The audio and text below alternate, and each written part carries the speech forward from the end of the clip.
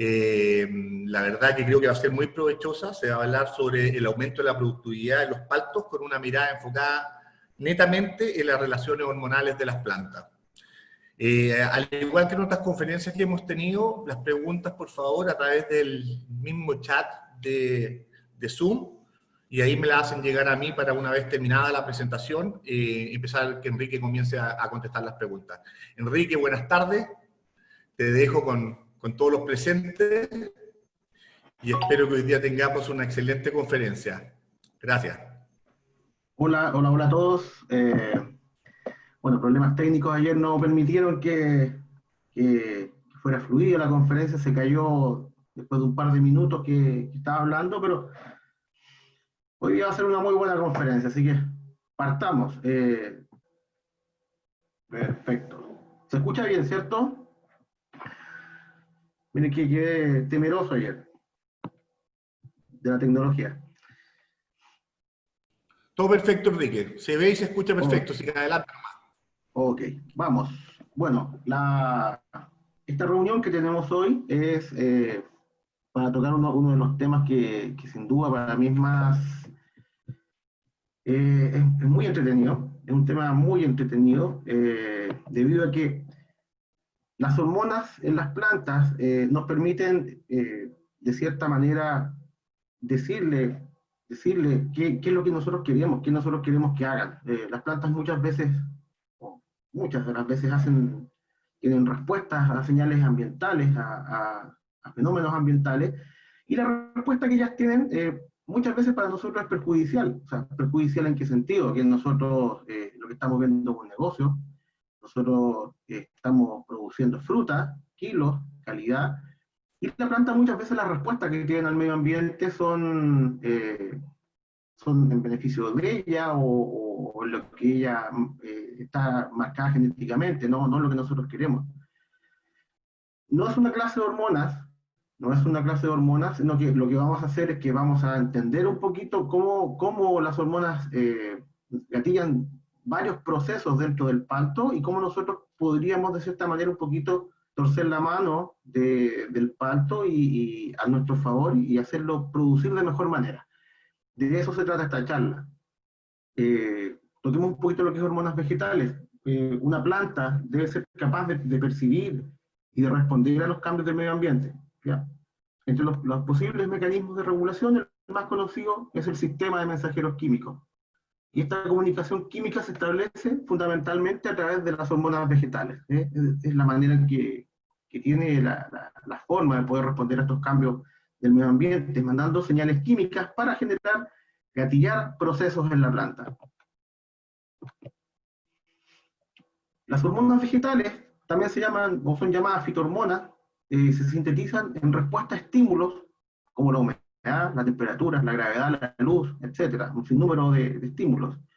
Circulan por los vasoconductores del floema, el xilema o de célula a célula por difusión o transporte activo, y lo más característico siempre de las hormonas es que son activas en cantidades muy pequeñas.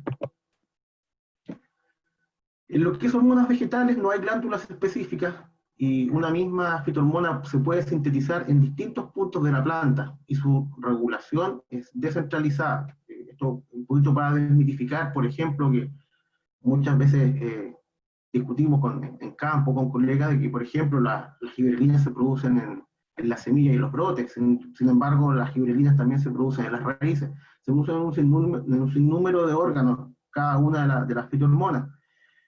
En lo que es fitohormonas no hay siempre transporte, actúan sobre células vecinas sin haber transporte a larga distancia. Tienen la capacidad de no moverse a larga distancia y en células vecinas afectar y tener efectos. No hay efectos específicos. Una misma fitohormona actúa sobre muchos procesos y sobre un proceso específico actúan muchas fitohormonas. Esto es clave en lo que vamos a ver hoy día.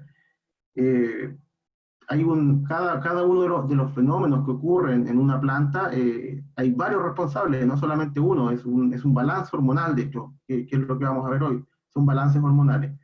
Y además, una misma fitohormona tiene varios efectos, según el órgano en el cual y el momento que se aplica o que actúa. Una hormona puede hoy día tener un efecto y en 2 semanas más tiene un efecto absolutamente distinto, y en un mes, en el mismo órgano aplicado, puede tener otro efecto absolutamente distinto. O sea, el momento es muy importante. Tal como les decía, no es una clase de hormonas vegetales, así que vamos a...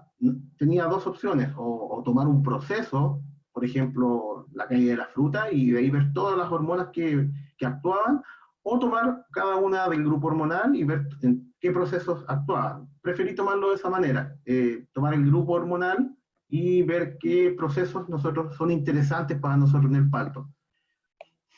Tenemos los 5 principales grupos, que son las gibrelinas, las citoquininas, las auxinas, ácido abscísico y etileno.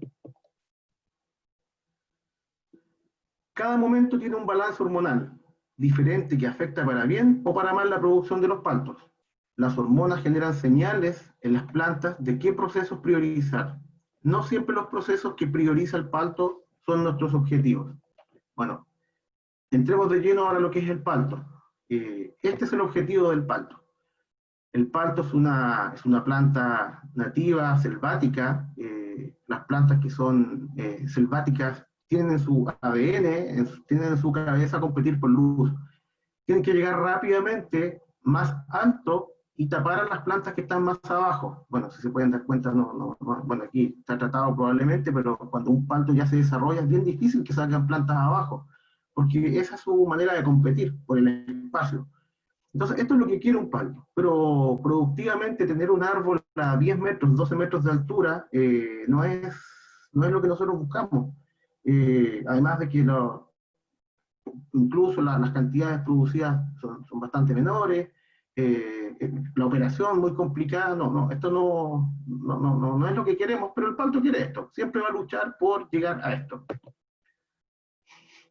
Debemos entender cómo cada balance hormonal en el parto favorece la producción y cómo otros balances nos desfavorecen, con la finalidad de intentar modificarlo. Para allá vamos ahora.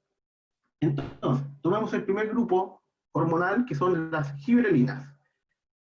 Las gibrelinas tienen participación en un sinnúmero de fenómenos, de procesos dentro de la planta. Pero como les dije que vamos a tomar los que son de importancia productivamente en el parto, vamos a tomar 3 grandes procesos: el amarre de la fruta, el desarrollo del fruto y la inducción floral, en lo que es gibrelinas. Veamos el amarre de la fruta, porque sin duda yo creo que es el balance hormonal más conocido del parto, o el desbalance para nosotros, porque tal como hablábamos, el parto en su cabeza tiene que crecer rápidamente, para competir por luz. Eso es lo que la planta quiere. Piensa que está en la selva, que tiene que competir rápidamente, por lo tanto lo hace sacando sus brotes en primavera y elongando los entrenudos lo más rápido que pueda. Para esto hay una hormona que es específica para esto, que son las gibrelinas. Ahora, el problema es que esto para nosotros nos produce un efecto absolutamente negativo en la producción. ¿Por qué? Porque el rápido crecimiento en altura, que me produce una alta producción de gibrelinas, que era lo que les estaba explicando anteriormente, me genera una competencia por carbohidratos, que es tremenda. O sea, la planta genera una cantidad de carbohidratos y tiene que repartir. Y no lo reparte de manera equitativa, no le da a todos la misma cantidad, sino que los zinc más positivos, en este caso el brote de primavera, que es prioritario para la planta, y por eso que esta emisión de gibrelina es tan alta, la mayor corriente, la mayor cantidad de carbohidratos se va hacia el brote, en desmedro absoluto de la flor que está cuajando o del fruto recién cuajado. Ahora, aquí tengo que hacer un pequeño paréntesis y parar un segundo para explicar de que, bueno, todos los que son parteros lo entienden, pero si alguien no lo entiende bien, lo explicamos acá, que tenemos 2 tipos de brotes en parto: brotes determinados y brotes indeterminados. Los brotes determinados es una panícula floral que no tiene un brote de primavera, es una panícula sin el brote de primavera. Y el brote indeterminado es la panícula floral con un brote de primavera central. Entonces, cuando yo tengo un brote determinado sin brote de primavera, la cuaja es altísima, de hecho tiene una gran cuaja esos brotes. Y yo puedo estar feliz los primeros días después de floración. El problema es que el aborto es gigante. Vamos a ver después por qué, porque las gibrelinas de ese brote van a ser muy importantes para el desarrollo del fruto y no se los va a poder aportar, por lo tanto, la fruta aborta después. Ahora, cuando tengo brotes indeterminados, con el brote central de primavera, la cuaja es menor, pero es una cuaja más estable, donde hay menor aborto. Entonces, es bastante más estable esta cuaja y yo puedo, o sea, de hecho, tengo menores en condiciones normales, obviamente, con descalabro de manejo, o sea, se puede caer todo, pero manejado relativamente bien un palto, los abortos son bastante menores. Tenemos el brote, una panícula aquí que está en estado 9, en estado 10 de crecimiento, donde tenemos es una panícula indeterminada, donde va nuestro brote de primavera creciendo y donde a medida que va creciendo va aumentando la producción de gibrelinas y va aumentando la cantidad de carbohidratos que la planta va donando hacia este órgano que está en crecimiento y que es prioritario para la planta. En desmedro de nuestras panículas florales que son tan importantes para nosotros para poder producir, donde está llegando mucho menos carbohidratos y por lo tanto tengo menos cuaja y menos agarre de fruta. O sea, esta competencia, este balance hormonal que de forma natural hace el palto para nosotros es, nos complica mucho. Este brote de primavera tiene dos periodos en cuanto a lo que es energía, lo que es carbohidratos. Los primeros 40-45 días, como podemos ver, es de importación, o sea, necesita que le den carbohidratos. Este brote es parásito, o sea, lo tienen que alimentar, la planta lo tiene que alimentar y necesita estos carbohidratos, por lo tanto, ahí la competencia es tremenda con la fruta. A partir del día 40-45, este brote empieza a hacer fotosíntesis y empieza a producir carbohidratos y a exportar. Por lo tanto, aquí empieza a participar directamente en el crecimiento de la fruta y deja de competir. El periodo crítico es este, los primeros 45 días, para que lo tengamos súper claro. O sea, estamos hablando de plena flor hasta 45 días, que es donde ocurre, en la gran mayoría de las veces, las grandes caídas de fruta. Hay otras caídas, sin duda, más adelante, pero ahí hay una caída que siempre, en todas partes, es muy importante. Una gran cantidad de fruta cae. Bueno, tenemos aquí la famosa panícula ya con un brote ya más desarrollado, con el brote de primavera, donde primero había una gran competencia y ahora en este momento ya está empezando a aportar. O sea, la competencia se fue y yo de hecho lo necesito que crezca lo más rápido posible y empiece a generar hormonas y empiece a generar carbohidratos para mi fruta que está cuajando.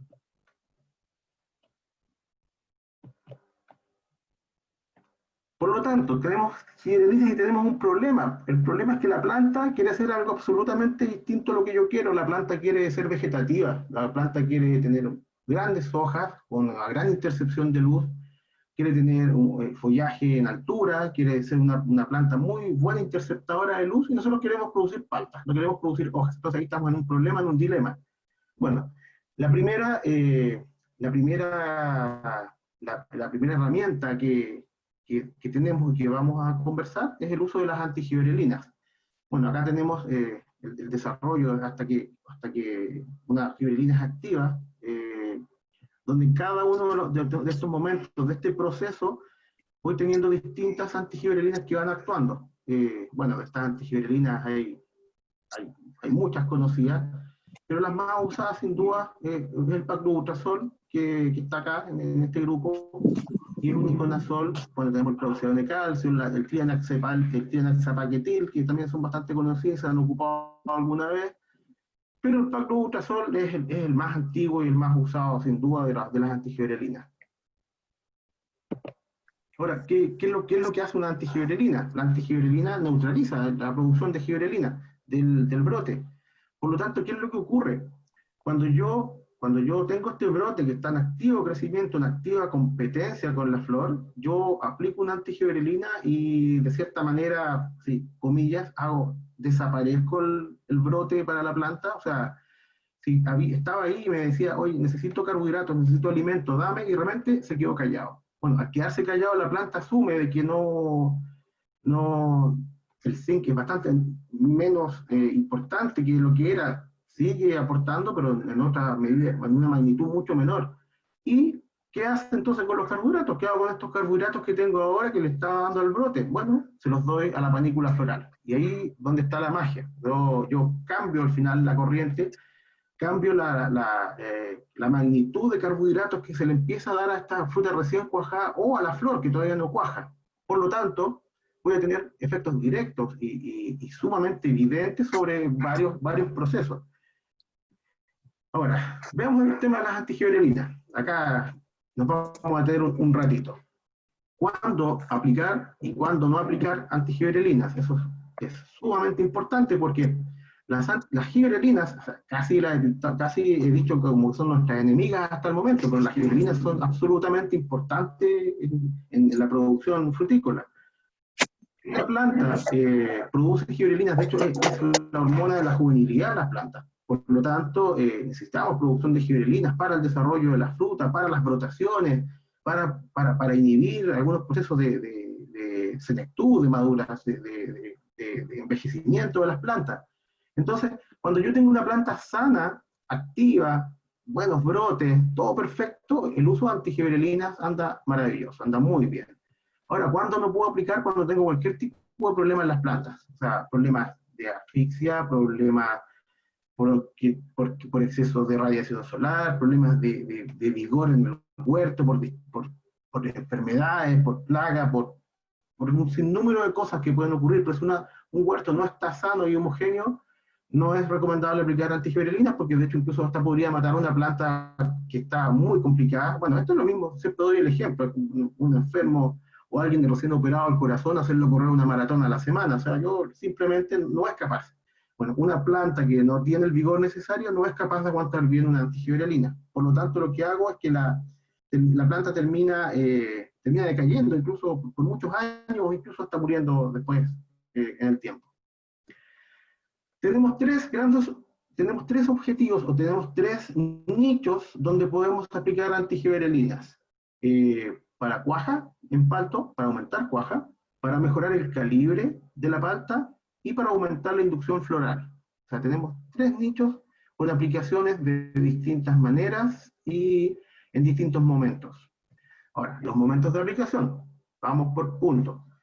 ¿Cuándo se aplica antigiberelinas para cuaja? Las antigiberelinas para cuaja, el paclobutrazol para cuaja se aplica cuando la floración tiene un avance entre el 40 y el 50% ya de flores abiertas. Ese es el momento para aplicar para cuaja. Y el aumento de la cuaja es evidente. O sea, de esto lo hablábamos, que cuando el brote es determinado, no tiene brote de primavera, el porcentaje de cuaja es altísimo. El problema es que después aborta. Ahora, cuando yo aplico una antigiberelina a las dosis que corresponden y bien aplicado, el brote se retiene por 28 o 30 días. Por lo tanto, le doy tiempo suficiente para que ya el fruto esté bastante más desarrollado y la competencia no lo bote. Entonces es una muy buena herramienta. ¿Cuándo aplico para calibre? Para calibre es un poquito más difícil porque aquí actúan dos variables. No solamente el porcentaje de flores abiertas, sino que también participa el largo del brote de primavera. El largo del brote de primavera, para que sea bien tirada una antigiberelina, no tiene que tener más de 1 pulgada de largo. Ese es el ideal. Ahora, siempre las brotaciones en un huerto son desuniformes. Puede tener algún brote por ahí de 10 centímetros, pero es la minoría, o sea, son muy poquitos. Estamos hablando de la moda del huerto, o sea, que el gran grueso de los brotes del huerto estén no más de 1 pulgada. Y ese es el mejor momento para detenerlo. Ahora, ¿qué es lo que ocurre? Que además tengo una segunda variable, que ojalá la floración esté entre un 90 y un 100% ya de plena flor, o sea, ya prácticamente esté terminando la floración. El tema es que casi nunca sucede estas dos cosas. No, casi nunca en el momento 90-100%, uy, tengo brote de 1 centímetro. No. Lo que generalmente ocurre es que cuando yo tengo un 90 ya, o 100%, el brote ya tiene 10-15 centímetros de largo. Y eso es mejor no tirar porque es absolutamente tarde para tirar una antigiberelina. ¿Qué es lo que se hace entonces? Esta dosis, la dosis total, se divide y cuando el brote tiene 2 centímetros, 3 centímetros de largo, se aplica un porcentaje de la dosis, generalmente el del 30 y el 50% de la dosis, para detener este brote, que se detenga. ¡Pum! Y a los 14 días después aplico el resto de la dosis, para esperar que las flores estén en condiciones. Eso es lo que se hace por lo general. Ahora me voy a ir al otro caso también, que lo veo mucho y ocurre, que veo campos aplicando antigiberelinas que están absolutamente determinados que no tienen brote.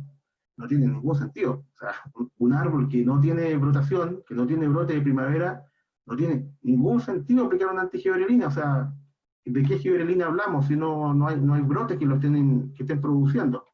Bueno, eso de repente ocurre, de que se aplica porque se piensa que hay que aplicarlo, pero no se entiende muy bien por qué se está aplicando. El tercer gran grupo, el tercer gran momento en que se aplican antigiberelinas es para inducción floral. Esta aplicación, ¿cuándo se hace? ¿Cuándo es el momento? Es cuando ocurre la caída de verano de fruta, que todos los palteros también la conocemos, que cae una paltita ya bastante más grande, de 45 milímetros de diámetro ecuatorial, de 50 milímetros, incluso de diámetro ecuatorial. Ese momento en que ocurre esa caída es el momento óptimo para aplicar una antigiberelina. Ahora, uno de los fenómenos que ocurre por qué cae fruta en ese momento es porque la yema necesita también reservas de carbohidratos y empieza a haber una competencia entre el brote de otoño, la fruta que está arriba del árbol y las yemas. Entonces, esa competencia fuerte hace que principalmente los árboles con harta fruta empiecen a botar algunos frutitos al piso. Bueno, ese momento entonces me marca súper bien el momento de una antigiberelina. Ahora, ¿cómo aplicar? Que aquí no he dicho todavía cómo aplicar. Para cuágica libre, sin duda, la forma más eficiente de aplicar una antigiberelina es vía foliar. Cuando es para inducción floral, sin duda la manera más eficiente es vía riego. ¿Por qué? Yo tengo una explicación. Cuando yo aplico vía riego, necesito además neutralizar la producción de giberelina de las raíces.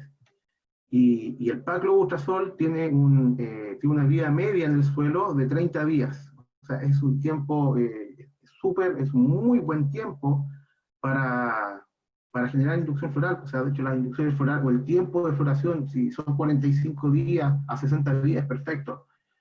No me sirve generar inducción floral un día, a eso me refiero. Si yo genero el estímulo en la planta de un día, voy a tener las flores que se pueden emitir en un día. Yo necesito 30, 45 días que la planta esté haciendo inducción floral.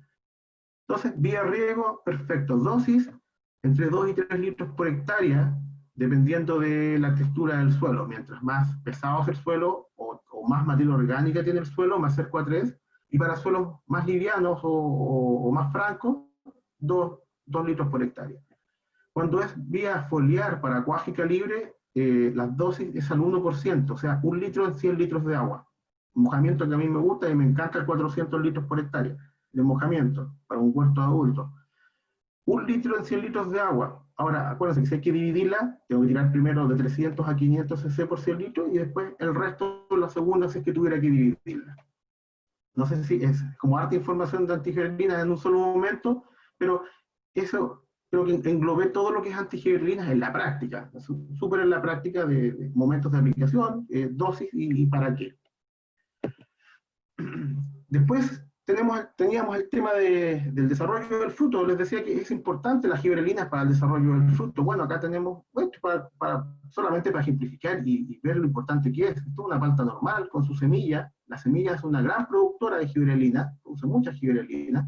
Y acá tenemos los frutos partenocárpicos que se producen principalmente por altas temperaturas en el momento de la cuaja, que no tienen semilla. Miren el tamaño que logra la fruta, o sea, es absolutamente distinta y solamente, bueno, en todos los frutales, los frutos que tienen semilla tienden a tener mucho mejores calibres que los frutos que no tienen semilla, por la producción de giberelina. Entonces, aplicaciones de ácido giberélico, esto es más en la práctica, aplicaciones de ácido giberélico que uno puede hacer para algunas maniobras en palto.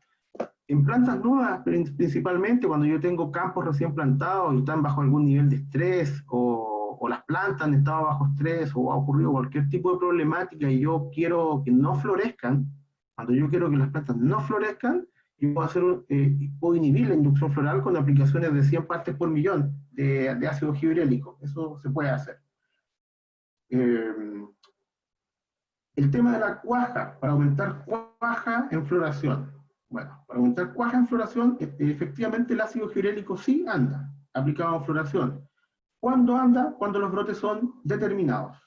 Si es indeterminado, de hecho ya la producción de giberelinas que tiene ya la competencia de IATO, cuando son determinados yo necesito la producción de etileno de una panícula que no tiene brote de primavera es altísima. Por lo tanto, las aplicaciones de ácido gibberélico me ayudan bastante a poder cuajar y amarrar esa fruta. El tema es que cuando tengo brote ya de primavera, yo cómo hago, si vienen indeterminadas las panículas, cómo hago para aplicar para que le caiga solamente a las flores y no le caiga al brote. Ahí está el problema. En la práctica creo que es imposible. Entonces, por lo tanto, va a depender de si el campo viene determinado o indeterminado. Y la otra aplicación también que es súper importante es el desarrollo vegetativo de plantas nuevas. Estas son otras dosis, estas son 20 partes por millón de ácido gibberélico, y cuando se ocupa cuando yo tengo campos recién plantados y tengo algunos niveles de estrés por viento, por ejemplo, por alta radiación solar, o por salinidad, por ejemplo. Hay campos que lamentablemente uno los planta y todavía tienen problemas de salinidad en el suelo. Aplicaciones de 20 partes por millón una vez al mes de ácido gibberélico son muy, muy eficientes en lograr brotación en las plantas, porque las plantas, bueno, como están bajo estrés, están generando etileno, y aquí está la clave de lo que está abajo, que la gibrelina reduce los niveles de ácido abscísico y de etileno, afectando la biosíntesis de ambas. ¿Ya? Ahora, cuando hay altas producciones de etileno, también se reducen los niveles de gibrelinas al revés, por eso le digo que son balances, pero si yo tengo producciones de ácido abscísico y etileno altas y me están perjudicando mi objetivo, las aplicaciones de 20 partes por millón de ácido gibberélico son óptimas y tienen muy buenos resultados en frutales. Pasamos a las citoquininas, nuestro segundo gran grupo. ¿En qué fenómenos productivos de importancia nos influye en la producción? Primero en la ramificación lateral, en el crecimiento de la fruta, en el amarre de la fruta nuevamente, y nuevamente en la inducción floral. O sea, se da cuenta que, tal como hablábamos en un comienzo, en un mismo fenómeno actúan varias hormonas, no solamente una. En el tema de los brotes laterales, cualquier planta, en el meristemo apical, yo tengo una alta producción de auxinas. Todos estos puntitos rojos aquí se ven auxinas, y mientras más cerca del brote, las auxinas están más activas, y mientras más me voy alejando, ya tengo menos niveles de auxinas. Estos niveles de auxinas me reprimen la brotación.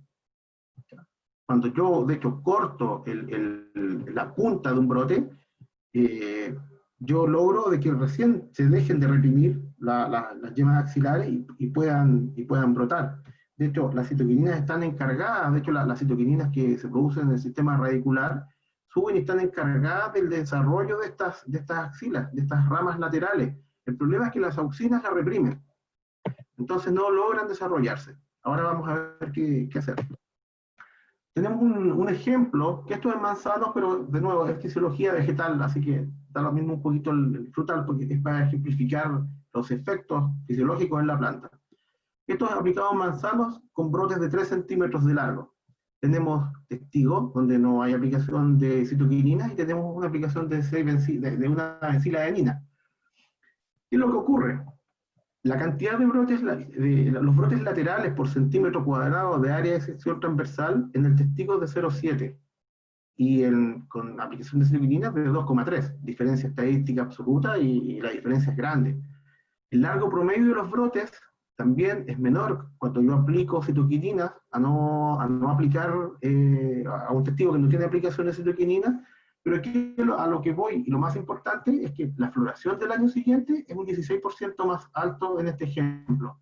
De hecho, yo alguna vez medí con 6-benciladenina el proceso, y me dio un 20% más de floración al siguiente año. Ahora, ¿por qué? No porque influyo en este caso, en esta aplicación, en inducción floral, por el momento en que lo aplico, sino que porque tengo más madera. O sea, yo para los kilos finales necesito peso de la fruta, necesito número de frutos, y para lograr un número de frutos necesito un porcentaje de cuaja y madera donde colocar frutas, porque si tengo una rama, bueno, me van a caber, no sé, 15 paltas, pero yo si tengo 100 ramas ya puedo tener 1500 frutos. Entonces, mientras más madera tenga, y otra cosa importante, que son brotes que aparecen en brotes muy vigorosos, pero son brotes laterales de vigor medio que son muy, muy productivos. Entonces, hago un aumento en la floración del siguiente año. Bueno, este es el brote que les nombro. Este es el clásico chupón o no me acuerdo cómo le dicen en Perú, no me acuerdo si es chupón también, pero es un brote muy vigoroso de palto, que tiene dominancia apical absoluta y crece, crece, crece, crece, crece, crece. Bueno, cuando uno hace una aplicación de benciladenina, empieza a ramificar. Por el fenómeno que les explicaba primero, que no es magia, sino que es sabido de que la producción de auxinas de la punta del meristemo apical me reprime la salida de las yemas, la generación de madera de ramas en las yemas axilares. Por lo tanto, se suelta y logran salir estas ramas y se me forma la famosa espina de pescado que uno le nombra, por eso lo dibujé. Las espinas de pescado en los huertos, que aquí puedo colocar bastante más fruta. En el tema de amarre de la fruta, bueno, hablamos de la antigiberelina, de la citoquinina largo, bueno, y la citoquinina, bueno, veíamos recién también que es importante porque si nosotros tenemos un menor número de frutos, es porque tenemos alta competencia del fruto con el brote. Si tenemos esa alta competencia, ya sabemos que tenemos altos niveles de giberelinas en el brote de primavera. Y una de las formas de neutralizarla es con la inhibición de giberelinas por las antigiberelinas, paclobutrazol, por ejemplo. Pero tenemos otra vía, tenemos otro camino para poder aumentar el número de frutos y bajar estas giberelinas. Y es con aplicaciones de citoquininas exógenas. Porque yo tengo dos vías, o disminuir la concentración de giberelina, o de aumentar una competidora para que quede una dominancia mayor que la giberelina. Eso es lo que estoy haciendo. Por lo tanto, las citoquininas pasar a ser más importantes, más dominantes en la decisión hormonal que está tomando la planta, detiene, bueno, recién lo veíamos también, que los largos de brote son menores, ya la cantidad de carbohidratos se reparte hacia ramas laterales, no todo va hacia la punta, y ocurre una repartición de carbohidratos tal como estábamos viendo con las antigiberelinas, por otra vía, con otra hormona. Entonces, también es una herramienta súper importante. Ahora, también porque es importante el uso de benciladenina, porque también las antigiberelinas son muy agresivas con la planta. Entonces, cuando tenía plantas con problemas de vigor, es un poquito complicado, limitante aplicar antigiberelinas, que puede generar un problema más grave de lo que yo estaba buscando como solución. Y una benciladenina es bastante más benéfica, no es tan agresiva, por lo tanto, es una herramienta que no me perjudica tanto, no me agrede tanto la planta. Aplicaciones entonces de citoquinina, de manera comercial, ¿qué podemos hacer con aplicaciones de citoquinina? Aplicaciones de benciladenina para aumentar la inducción floral. Eso también, el mismo momento que hablábamos, las antigiberelinas, pero esto es foliar, y aplicaciones de 50 a 100 partes por millón de benciladenina aumentan la inducción floral en un 15%. Y lo otro es aplicaciones de benciladenina para aumentar cuaja y calibre en floración. Bueno, lo hablábamos recién, y que son también aplicaciones en dosis comerciales de benciladenina en los mismos momentos, con brote de 1 a 3 centímetros, con flora al 90 al 100%, exactamente los mismos momentos que la antigiberelina, pero ahora en vez de una antigiberelina, una citoquinina, que sería 6-benciladenina en este caso. Bueno, el uso de 6-benciladenina está el Citor en dosis de 150 cc por cilindros de agua, o en Perú el 300 cc por cilindro, ¿no? Que son 200 litros de agua. Perfecto, lo hemos probado y anda muy, muy, muy bien. O sea, todo lo que hemos hablado, bueno, aparte de la teoría, la práctica, lo hemos desarrollado y anda perfecto. Vamos al tercer grupo que son las auxinas. Las auxinas estamos aquí metidos en tres grandes procesos importantes que nos puede ayudar a la producción, que es el crecimiento del fruto directamente, el enraizamiento de la planta y la dominancia apical. Vamos viendo. Esta es una foto que tengo hace 15 años, los primeros ejercicios, los primeros ensayos de hormonas en palta, donde tengo una auxina sintética que es el 2,4-D a la izquierda, tengo paclobutrazol, ¿cierto? Que es una antigiberelina, y tengo una palta con ninguna aplicación. Lo entretenido es que estas tres paltas son del mismo árbol, no son de árboles distintos, sectores distintos. Bueno, y repetido, no tengo fotos, pero hay 20 paltas de cada uno con exactamente la misma forma. ¿Qué es lo que ocurre cuando yo tengo la acción en el crecimiento de la palta de las auxinas? Me alargan la palta. me produce alargamiento. Ahora esto es grosero porque esta planta de hecho sería hasta descarte por forma. Pero eso era algo científico, solamente para ejemplificar y ver qué es lo que ocurre. Cuando yo uso antigibrelina, relleno el cuello de la planta, ¿cierto? Este cuello lo relleno y gano peso en el cuello, en las auxinas, en el largo polar de la fruta. Bueno, y aquí tenemos una planta normal para que vean la figura. Mi gran desafío alguna vez en la vida, esto ya como personal, pero mi gran desafío era decir, bueno, y si yo puedo lograr esta planta con este largo y esta con este ancho, ¿por qué si hago aplicaciones conjuntas de auxinas y de antigibrelina, lograr esta planta pero con el cuello redondo gigante? Así, pero jamás lo puedo lograr, por lo menos hasta el día de hoy no seguí insistiendo, no es tan fácil. Por si a alguien se le ocurrió, apliquemos las dos juntas a ver qué pasa. Una de las formas también de que las paltas crezcan bastante en largo, y de hecho se pilla bastante cuando un campo está sobre suelos arcillosos. La fruta de los suelos arcillosos siempre es una palta larga. ¿Por qué? Porque como es suelo arcilloso y hay más problemas de oxigenación y hay menos raíces, menos densidad de raíces en el suelo, la planta aumenta la concentración, la producción de auxinas para el enraizamiento. Y esto produce indirectamente que la palta se alargue un poco más. Es típico la palta un poco más larga en campos donde el suelo es más arcilloso. Bueno, y con aplicaciones exógenas también alargo un poco la palta. La gracia, eso sí, es que cuando yo hago aplicaciones de auxinas no sintéticas como 2,4-D, auxinas más naturales, o productos que son cofactores auxínicos, o algas que también son precursores auxínicos, este alargamiento no es grosero como esto que estamos viendo acá. O sea, esto es, de nuevo, esto es un poquito de ciencia nomás. Se alarga un poco y gana un poco más en alargue de la fruta, que son gramos que son muy deseados. O sea, si yo gano 5, 10 gramos por palta en 75, 80 mil paltas por hectárea, son hartos kilos. Entonces, todo eso va sumando. Bueno, las auxinas para el enraizamiento es primordial, sin duda. Este es un árbol muy equilibrado hormonalmente, muy equilibrado, con muy buena producción, con muy buen calibre, y el sistema radicular equilibradísimo, o sea, un sistema radicular que es maravilloso. Bueno, las auxinas van en directa, la planta genera auxinas y genera enraizamiento, tal como les decía y les nombraba recién. Entonces, aplicaciones de auxinas, ¿qué podríamos hacer comercialmente con las auxinas? Podríamos mejorar el calibre de la fruta eso es importante, las aplicaciones de auxinas se deben hacer desde tamaño aceituna. Si yo hago aplicaciones de auxinas antes, en plena división celular o cuando está en plena competencia, acelero la caída de la fruta. Siempre es una constante. Aplicaciones de auxinas en momentos de amarre de fruta temprano con fruto pequeño, no son caídas gigantes, pero cuando uno mide estadísticamente se ve de que siempre es una constante de que hay más caída de fruta. Si mi problemática no es el número de frutos, bueno, podría ser, pero por lo general sí, o sea, asfalto, un tema es el número de frutos por hectárea. También para aumentar la masa radicular y fundamentalmente con aplicaciones de ácido indol butírico o de ácido naftaleno acético.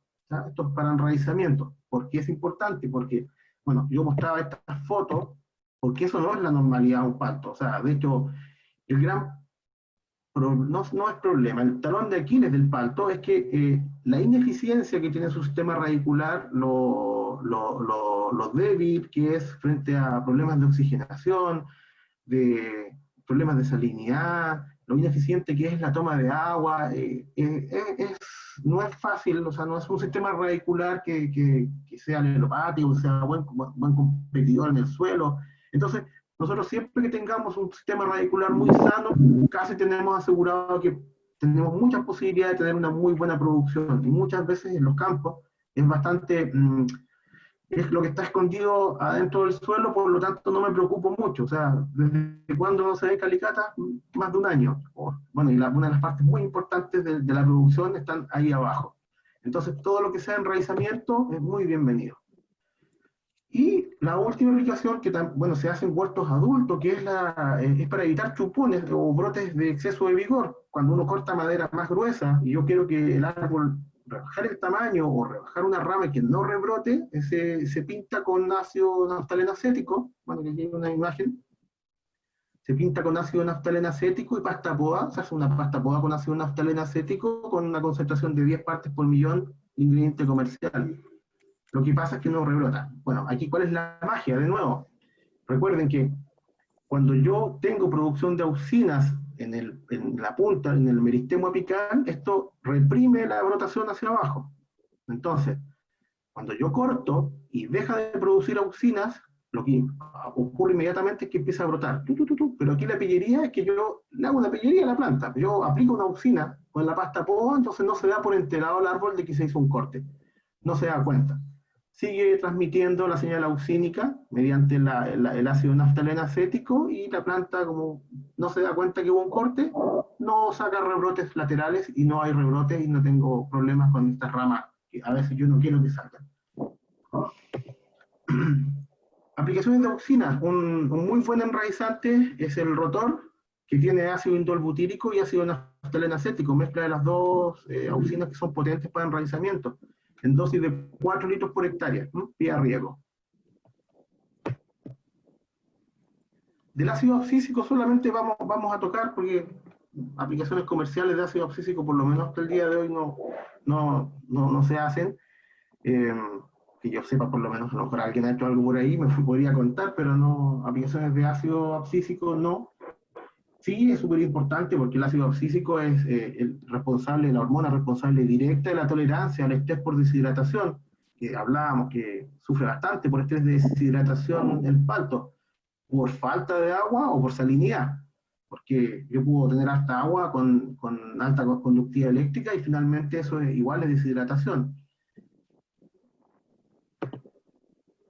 Pasemos al quinto grupo hormonal de importancia, el etileno. El etileno tiene dos grandes fenómenos, dos grandes procesos donde es fundamental y donde es prioritario y donde es el rey de la fiesta, que es la hormona de la maduración y además es la hormona de la abscisión. ¿Ya? Es la hormona responsable directamente de la caída de los órganos. Uno se tiende a confundir porque uno dice que no es el ácido abscísico el que es responsable de la caída de hojas de fruta, es el etileno. De hecho, bueno, cuando se comenzó a estudiar el ácido abscísico en arroz, se pensó de que era el responsable y por eso se le colocó ácido abscísico, pero finalmente no era el responsable el abscísico, sino que el etileno. El etileno se produce en el mismo sitio u órgano en que actúa. Eso es importante y además el etileno se transporta libremente en la planta a través del floema, vía simplástica y también difunde muy fácilmente en el agua. Ahora, este aumento en la producción de etileno, que aquí sí que nos trae problemas en el palto y en muchos momentos grandes problemas, se debe directamente a estrés abióticos o bióticos. Los abióticos, los clásicos, problemas de riego, problemas climáticos, baja humedad relativa, alta radiación solar, alta temperatura, problemas de suelo, de todos los temas de suelo que ustedes quieran, carbonatos, suelos pedregosos, suelos muy pesados, etcétera, compactados, problemas de plagas, etcétera. Y el estrés abiótico, el rey de los estrés abióticos en la planta es la floración. En ese momento hay una altísima producción de etileno. Entonces, con el aumento en la producción de etileno en la planta, en distintos momentos fenológicos, hay caída de fruta. Y esta caída de fruta me repercute porque me disminuye la producción. Bueno, este es el ciclo hormonal de la planta y en el momento de la floración y reproducción hay una altísima producción de etileno. Y de hecho esa es una de las causas, de la gran caída y de la poca cuaja que tiene un palto. Algunos estrés abióticos, por ejemplo, el daño del follaje por arañita, que yo lucho bastante siempre cuando recorro campos, de que es un tema que yo lo veo que, no, sí, bueno, después tiene enemigos naturales y lo controlan y terminan matándolos. El problema es que el daño que produce a nivel de clorofila y la disminución de la tasa fotosintética hace que la planta determine que tiene que botar esa hoja. El problema es que esta hoja dañada la bota en el momento de la floración y cuaja. Si se dan cuenta, no la bota antes, la bota en el momento de floración y cuaja. Y ese estímulo hormonal para botar la hoja también me bota fruta, y no poca. Entonces, por eso es importante que los campos no tengan daño por arañitas. porque después me repercute comercialmente muy fuerte. O sea, el control oportuno, eso es lo que quiero decir, porque arañitas siempre van a haber, pero el control tiene que ser oportuno y no dejarme estar porque después se termina muriendo. El mayor problema y el tema más importante del tema de alta producción de etileno es la insuficiente hidratación de la planta. Tal como lo tocamos en una charla anterior, la hidratación de la planta que no se entienda por regar mal o por cuánta agua yo riego, sino que la hidratación de la planta significa cuánta agua yo estoy incorporando o reponiendo, la presión osmótica, o sea, la conductividad eléctrica, la salinidad que hay en la zona donde hay absorción de agua por la planta, que el sistema radicular esté activo y sano, tal como lo hablábamos recién, que los haces vasculares estén sanos, no estén taponeados, por ejemplo por la acidoplodia o por otro tipo de hongo de madera, entonces no hay conducción del agua, o que los estomas estén cerrados, así de sencillo, con estomas cerrados tampoco hay conductancia estomática. Por lo tanto, la hidratación de la planta es un continuo, son varios fenómenos, no solamente regar y acostarme y decir, oye, yo regué, así que no, es imposible, está todo bien. Yo para poder comer no me tiene que doler una muela, tengo que abrir la boca, tiene que ocurrir varios fenómenos, no porque tengo un sándwich en la mesa, doy por hecho que estoy alimentando. Con esta insuficiente hidratación de la planta, yo aumento la producción de etileno, tengo menores cuajas y mayores caídas de fruta. Ahora, ¿qué solución tenemos? Estamos súper claros que el etileno es responsable directo de la caída de fruta en varios momentos, en varios momentos fetológicos de la planta, principalmente cuando es pequeña la fruta. Los primeros 45 días de cuajado al fruto es fundamental, y pudimos ver de que ahí está la competencia con el brote de primavera, está la generación de etileno de la misma panícula floral, está la producción de etileno de la planta por fenómenos de clima, hoy tenemos la caída de las hojas que estaban dañadas por arañita de la temporada anterior, o sea, tenemos muchos factores que finalmente nos pueden jugar muy en contra en la retención y en la cuaja de fruta. La herramienta, sin duda, no tengo ninguna duda, que yo ocupo hace ya hartos años el uso de folcisteína, que no mucha gente conoce, pero cada vez que yo converso de la folcisteína y se empieza a dar cuenta que alguna vez la han ocupado y que realmente es potente, es una tremenda herramienta para disminuir los niveles de etileno en la planta. En Perú tienen las vitaminas en dosis de 125 cc por 100 litros o 250 cc por cilindro, que tiene este producto, vitaminas, tiene folcisteína. La folcisteína es muy potente en varios fenómenos. Los vamos a explicar un poquito para que los entiendan. La folcisteína, primero que nada, es un bioestimulante sintético, es un aminoácido sintético. ¿Ya? ¿Qué quiere decir eso? Que no es producido por la planta, sino que lo producimos artificialmente. ¿Cuál es la gracia? ¿Por qué eso es una gracia? Porque cuando alguien me podría decir, pero entonces apliquemos aminoácidos mejor. Si aplicamos aminoácidos y hacemos lo mismo. Y no, porque yo cuando aplico aminoácidos, la planta lo que hace es que toma estos aminoácidos y los transforma en energía.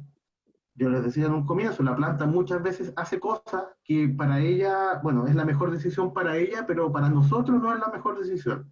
Entonces las transforma en energía y no llega a tener el efecto que nosotros queremos. Sin embargo, cuando yo aplico una folcisteína, tiene la llave para poder entrar a la planta, llega hasta la célula, pero la planta no la puede ocupar como energía porque es un sándwich plástico, que parece un sándwich de verdad, pero no me lo puedo comer. Entonces, llega a la célula y lo que hace es que ocurren dos cosas.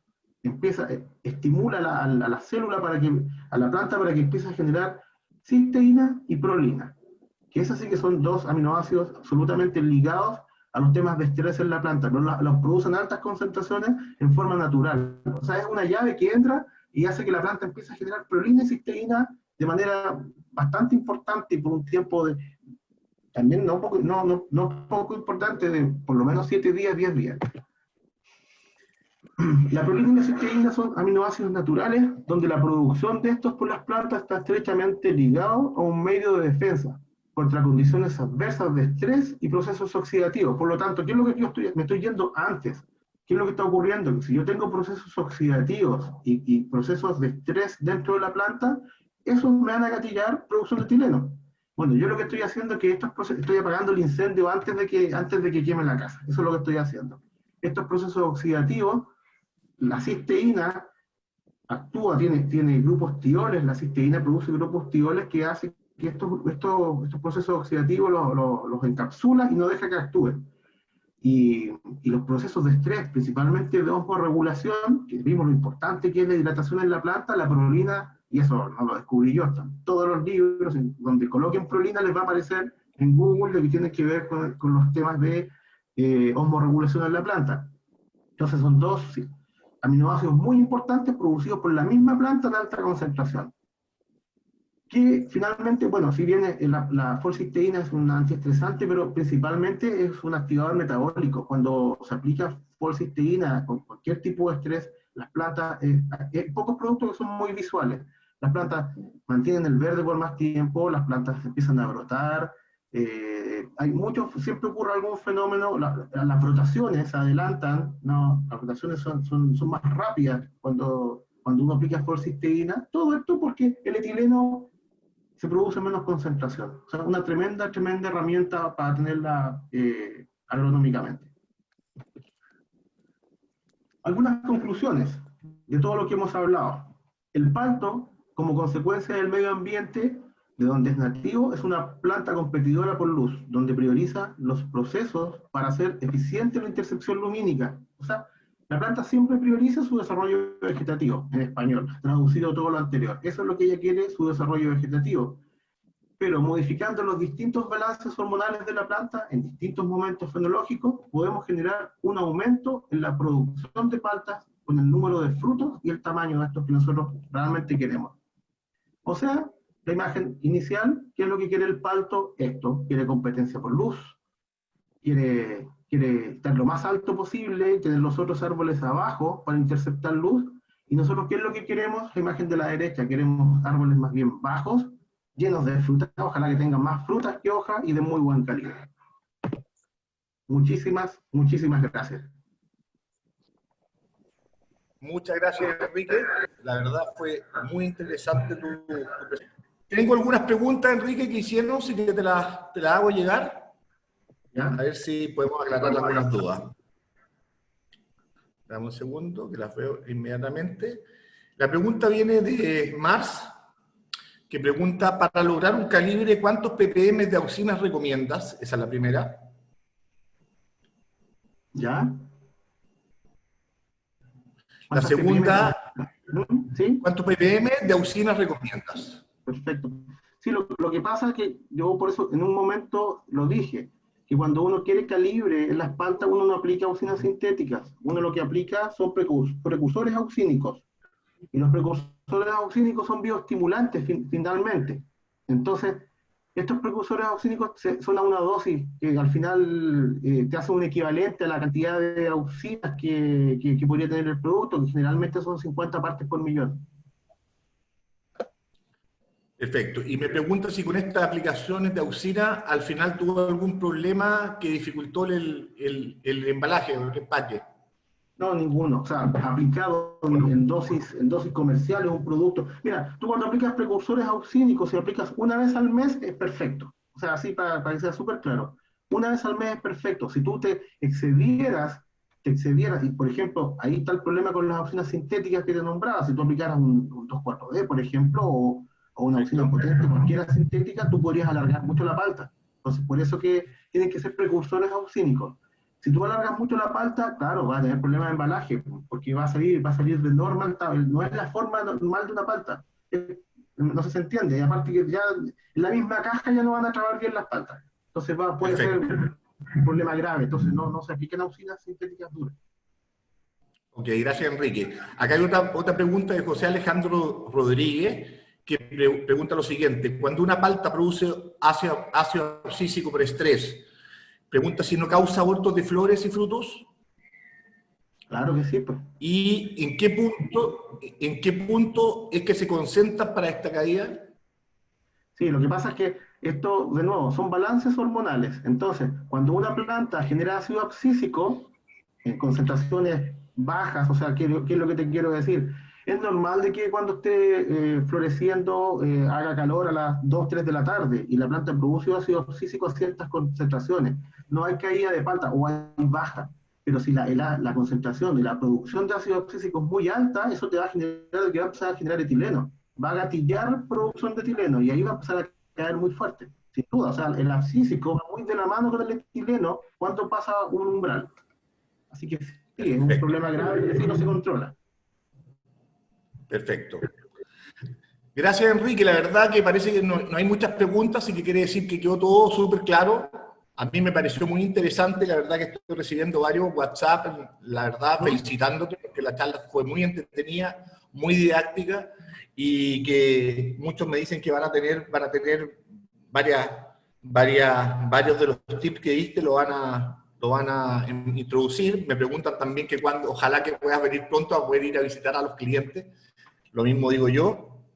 Oye, pero sí, bueno, por intermedio de Grupo Andina, si tienen alguna duda o alguna idea, se comuniquen por medio de usted y usted sabe que ahí podemos ayudarlo. Sí, exactamente. Otra cosa, Enrique, me preguntan qué nutrientes son los más importantes en el proceso de la cuaja de la fruta. En el proceso de la cuaja de la fruta es absolutamente importante. Bueno, el más clásico es el boro.